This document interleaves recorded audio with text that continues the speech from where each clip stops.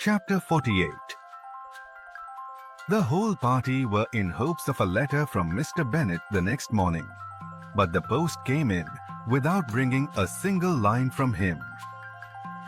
His family knew him to be, on all common occasions, a most negligent and dilatory correspondent, but at such a time they had hoped for exertion.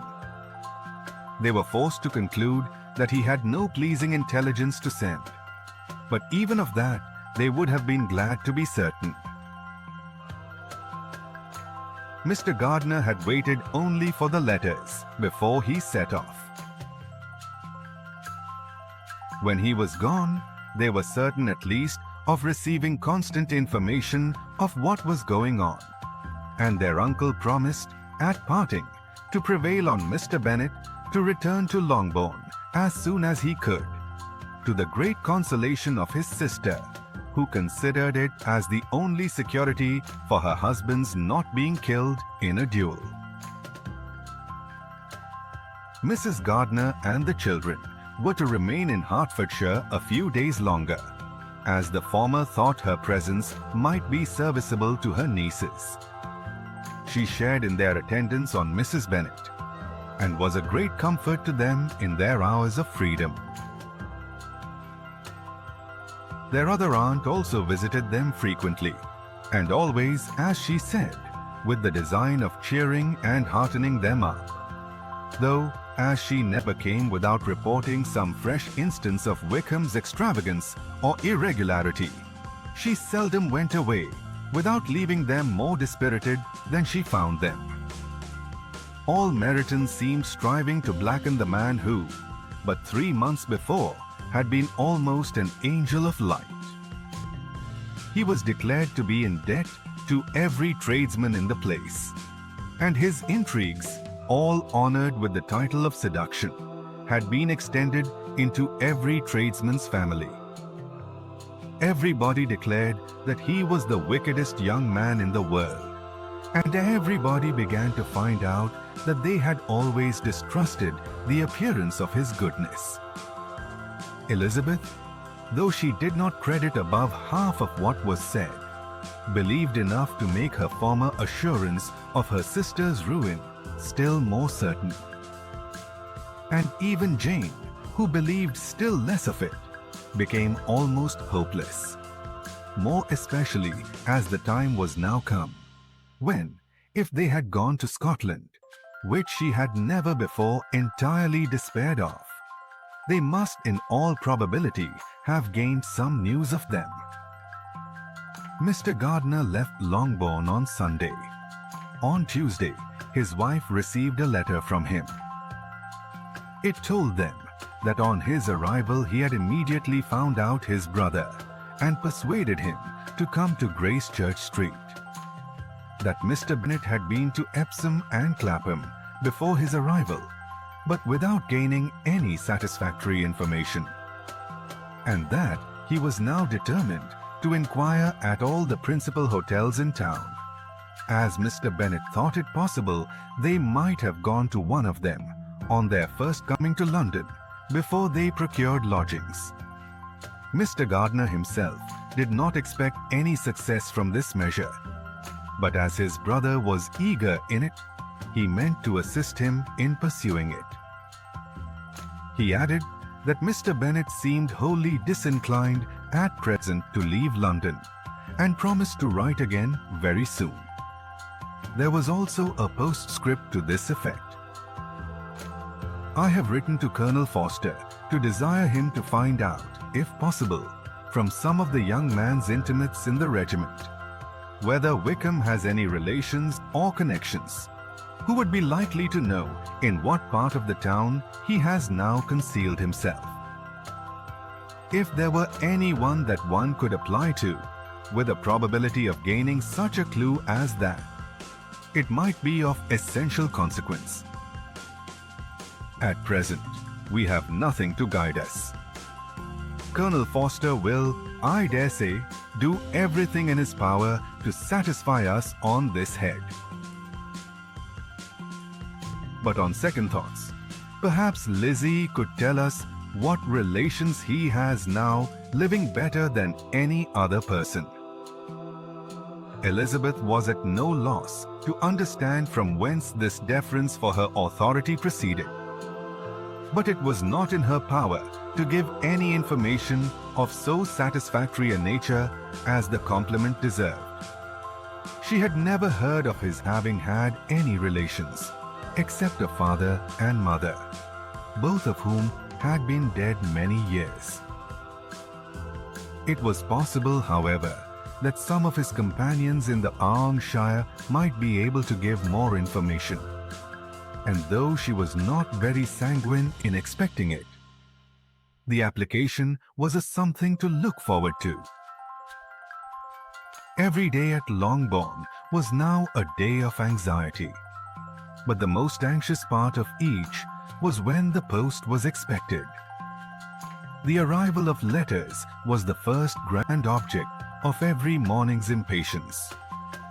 Through letters, whatever of good or bad was to be told would be communicated, and every succeeding day was expected to bring some news of importance.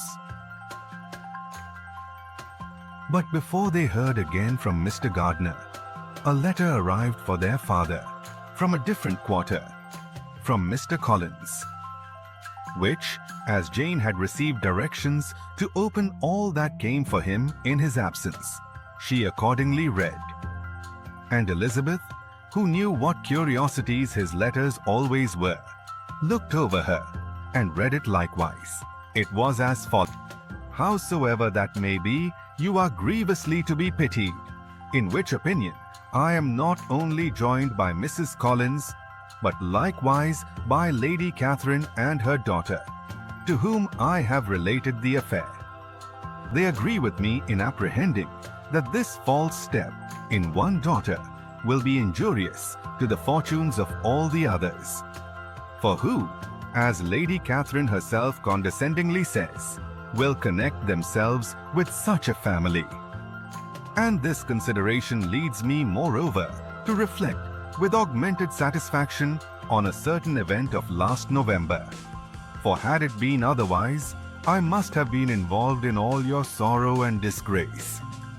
Let me advise you then, my dear sir, to console yourself as much as possible, to throw off your unworthy child from your affection forever, and leave her to reap the fruits of her own heinous offense.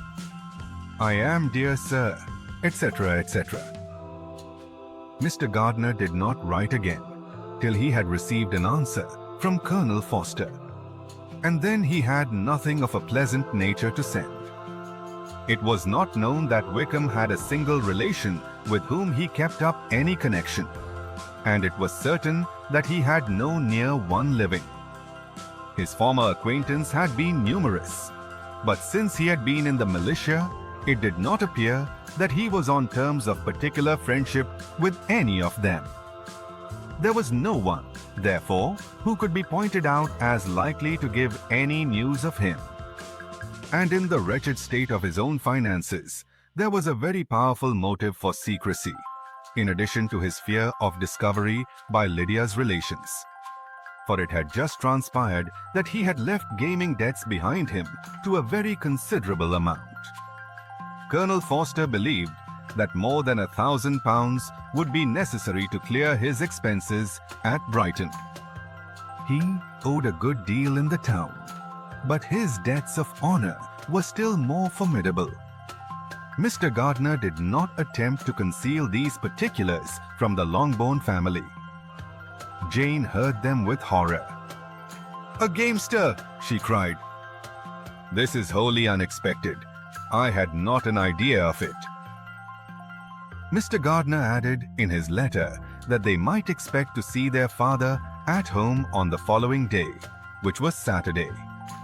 Rendered spiritless by the ill success of all their endeavors, he had yielded to his brother-in-law's entreaty that he would return to his family and leave it to him to do whatever occasion might suggest to be advisable for continuing their pursuit. When Mrs. Bennet was told of this, she did not express so much satisfaction as her children expected, considering what her anxiety for his life had been before. "What? Is he coming home and without poor Lydia?" she cried. "Sure, he will not leave London before he has found them. Who is to fight Wickham and make him marry her if he comes away?" As Mrs. Gardiner began to wish to be at home, it was settled that she and her children should go to London at the same time that Mr. Bennet came from it. The coach, therefore, took them the first stage of their journey and brought its master back to Longbourn. Mrs. Gardiner went away in all the perplexity about Elizabeth and her Derbyshire friend that had attended her from that part of the world. His name had never been voluntarily mentioned before them by her niece, and the kind of half-expectation which Mrs. Gardiner had formed of their being followed by a letter from him had ended in nothing. Elizabeth had received none since her return. That could come from Pemberley.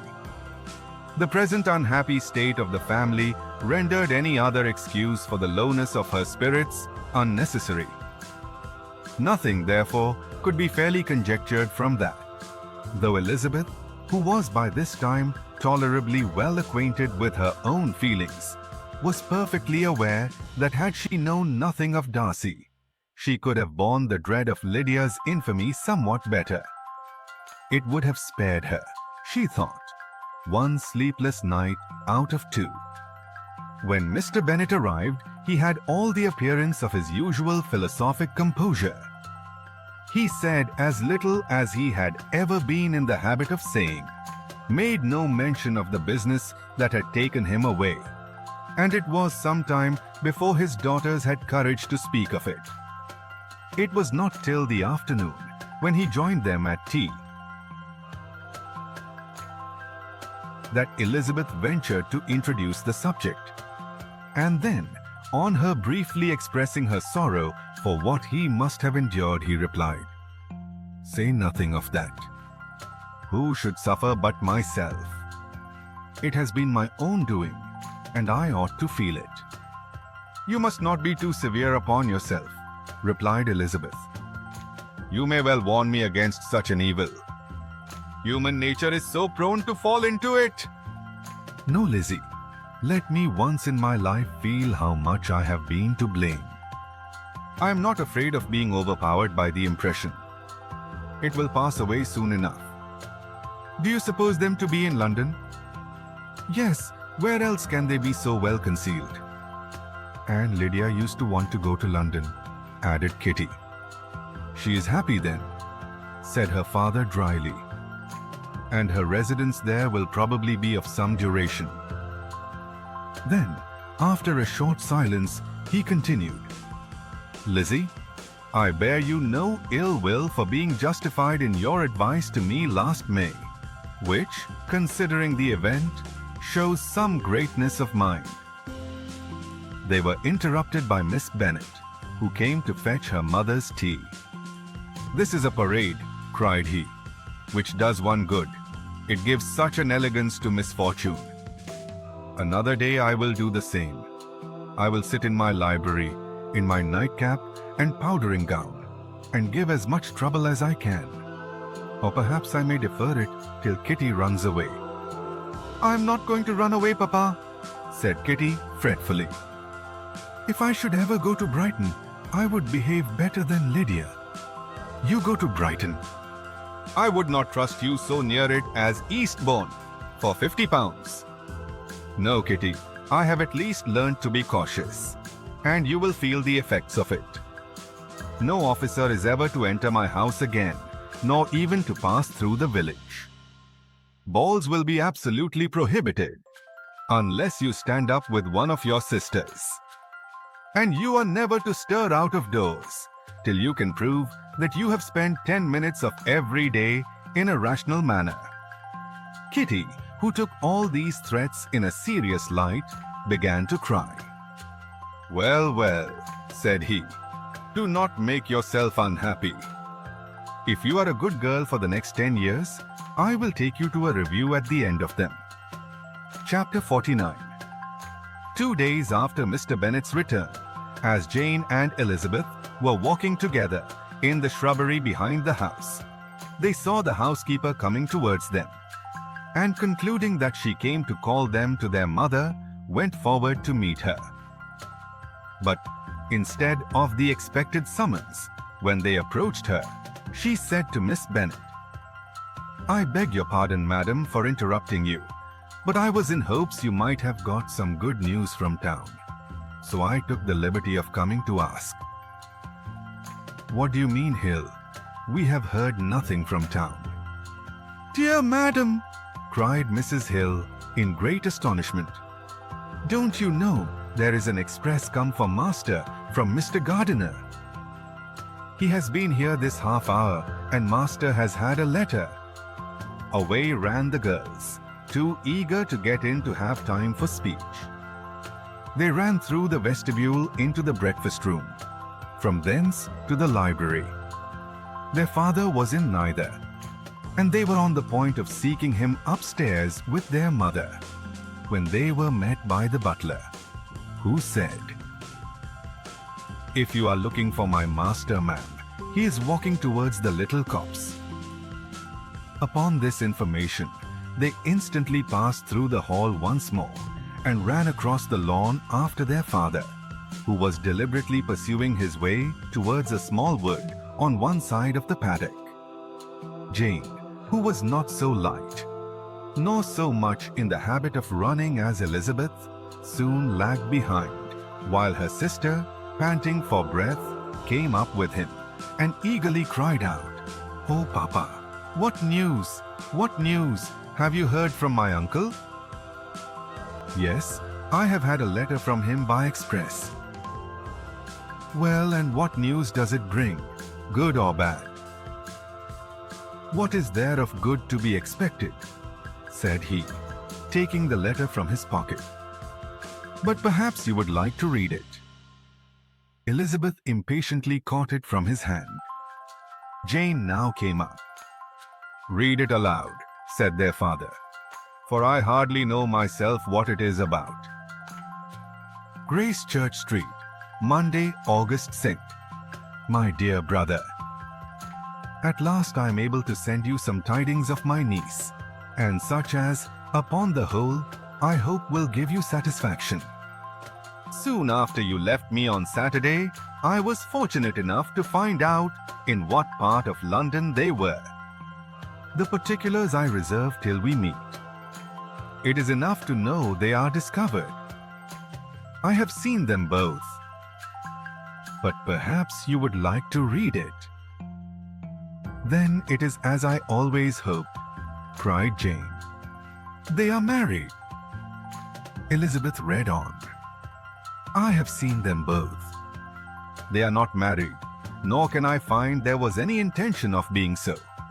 But if you are willing to perform the engagements which I have ventured to make on your side, I hope it will not be long before they are. All that is required of you is to assure to your daughter, by settlement, her equal share of the £5,000 secured among your children after the decease of yourself and my sister, and moreover, to enter into an engagement of allowing her, during your life, £100 per annum. These are conditions which, considering everything, I had no hesitation in complying with, as far as I thought myself privileged. For you, I shall send this by express, that no time may be lost in bringing me your answer. You will easily comprehend from these particulars that Mr. Wickham's circumstances are not so hopeless as they are generally believed to be. The world has been deceived in that respect, and I am happy to say there will be some little money, even when all his debts are discharged, to settle on my niece, in addition to her own fortune. If, as I conclude will be the case, you send me full powers to act in your name throughout the whole of this business, I will immediately give directions to Haggerston for preparing a proper settlement. There will not be the smallest occasion for your coming to town again. Therefore stay quietly at Longbourn, and depend on my diligence and care. Send back your answer as soon as you can, and be careful to write explicitly. We have judged it best that my niece should be married from this house, of which I hope you will approve. She comes to us today. I shall write again as soon as anything more is determined on. Yours, etc. Edwell Gardner. Is it possible? Cried Elizabeth when she had finished. Can it be possible that he will marry her? Wickham is not so undeserving then as we have thought him, said her sister. My dear father, I congratulate you. And have you answered the letter? Said Elizabeth.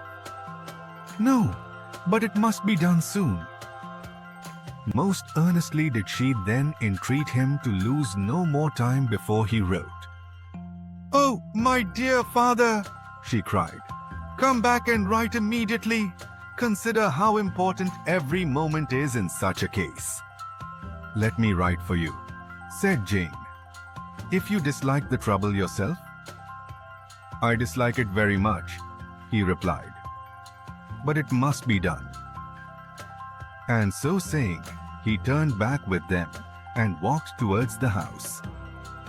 And may I ask? Said Elizabeth. But the terms, I suppose, must be complied with. Complied with? I am only ashamed of his asking so little. And they must marry. Yet he is such a man. Yes, yes, they must marry. There is nothing else to be done. But there are two things that I want very much to know. One is how much money your uncle has laid down to bring it about. And the other, how I am ever to pay him. Money, my uncle? Cried Jane. What do you mean, sir? I mean that no man in his proper senses would marry Lydia on so slight a temptation as 100 a year during my life, and 50 after I am gone. That is very true, said Elizabeth, though it had not occurred to me before. His debts to be discharged and something still to remain. Oh, it must be my uncle's doings. Generous, good man. I'm afraid he has distressed himself. A small sum could not do all this? No, said her father. Wickham's a fool if he takes her with a farthing less than 10,000 pounds. I should be sorry to think so ill of him in the very beginning of our relationship. 10,000 pounds! Heaven forbid. How is half such a sum to be repaid? Mr. Bennet made no answer, and each of them, deep in thought, continued silent till they reached the house. Their father then went to the library to write, and the girls walked into the breakfast room. And they are really to be married, cried Elizabeth as soon as they were by themselves. How strange this is, and for this we are to be thankful. That they should marry, small as is their chance of happiness, and wretched as is his character, we are forced to rejoice. Oh, Lydia! I comfort myself with thinking, replied Jane, that he certainly would not marry Lydia if he had not a real regard for her. Though our kind uncle has done something towards clearing him, I cannot believe that 10,000 pounds or anything like it has been advanced. He has children of his own and may have more. How could he spare half 10,000 pounds? If we are ever able to learn what Wickham's debts have been, said Elizabeth, and how much is settled on his side on our sister, we shall exactly know what Mr. Gardner has done for them, because Wickham has not sixpence of his own. The kindness of my uncle and aunt can never be requited. Their taking her home and affording her their personal protection and countenance is such a sacrifice to her advantage as years of gratitude cannot enough acknowledge. By this time she is actually with them. If such goodness does not make her miserable now, she will never deserve to be happy. What a meeting for her when she first sees my aunt. We must endeavor to forget all that has passed on either side, said Jane. I hope and trust they will yet be happy. His consenting to marry her is a proof I will believe that he is come to a right way of thinking. Their mutual affection will steady them, and I flatter myself they will settle so quietly and live in so rational a manner as may in time make their past imprudence forgotten. Their conduct has been such, replied Elizabeth, as neither you nor I nor anybody can ever forget. It is useless to talk of it. It now occurred to the girls that their mother was in all likelihood perfectly ignorant of what had happened. They went to the library, therefore, and asked their father whether he would not wish them to make it known to her. He was writing, and, without raising his head, coolly replied, "Just as you please. May we take my uncle's letter to read to her? Take whatever you like and get away." Elizabeth took the letter from his writing table, and they went upstairs together. Mary and Kitty were both with Mrs. Bennet. One communication would therefore do for all. After a slight preparation for good news, the letter was read aloud. Mrs. Bennet could hardly contain herself. As soon as Jane had read Mr. Gardiner's hope of Lydia's being soon married, her joy burst forth, and every following sentence added to its exuberance. She was now in an irritation as violent from delight as she had ever been, fidgety from alarm and vexation.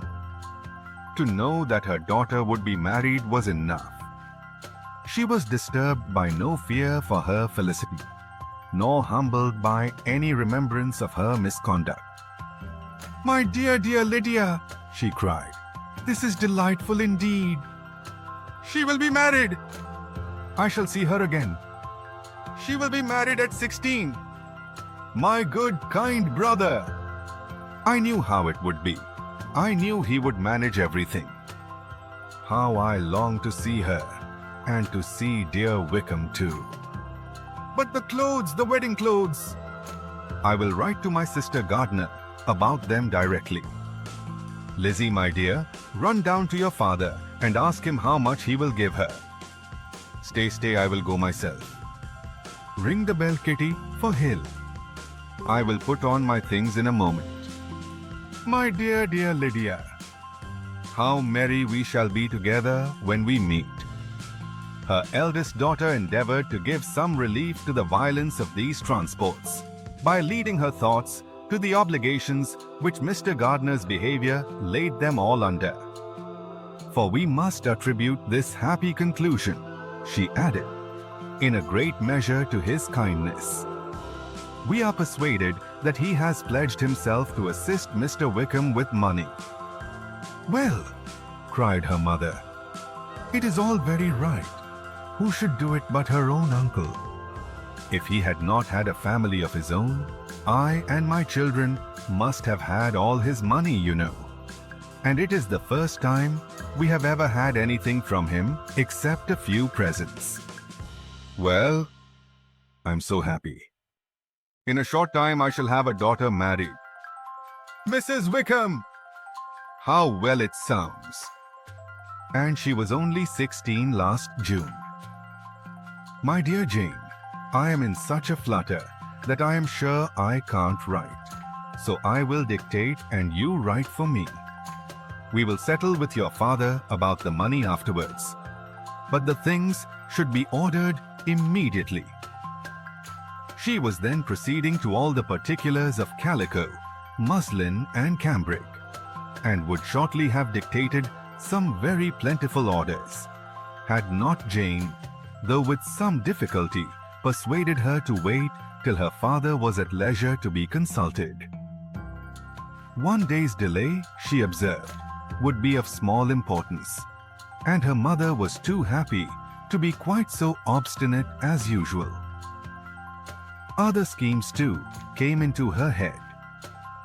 "I will go to Meryton," said she, "as soon as I am dressed, and tell the good news to my sister Phillips.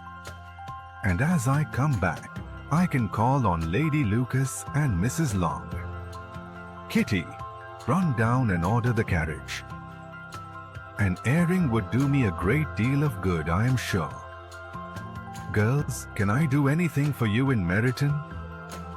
Oh, here comes Hill.